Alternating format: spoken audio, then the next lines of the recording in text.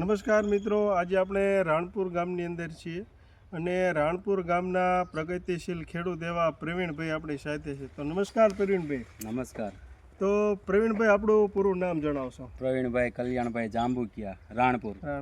તો આ પ્રવીણભાઈ છે, એમને કપાસની અંદર આ ટેસ્લા દવાનો છંટકાવ કર્યો છે અને અત્યારે થીપ્સનું અતિશય ઉપદ્રવ હતો અને એમને છાંટ્યું અને રિઝલ્ટ બહુ સારું મળ્યું છે. તો આપણે પ્રવીણભાઈ પાસેથી જાણશું. તો પ્રવીણભાઈ, આપણે આ ટેસ્લા દવાનો ઉપયોગ કર્યો એ પહેલાં કપાસની અંદર થીપ્સનું પ્રમાણ કેટલું હતું? થીપ્સનું બહુ વધારે પડતું પ્રમાણ હતું.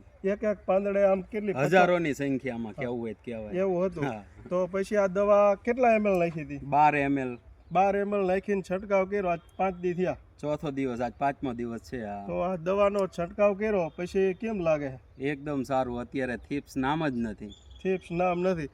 તો આપ જોઈ શકો મિત્રો, આ દવા ટેસ્લાનો 12 ml થી ખાલી ઉપયોગ કર્યો હતો અને આ દવા થીપ્સ અને ઈયળ બેમાં કંટ્રોલ કરે છે અને ખૂબ સારું પ્રમાણમાં રિઝલ્ટ મળ્યું. તો બીજા કોઈ ખેડૂતને છાંટવી હોય તો આ દવા છટાય કે કેમ?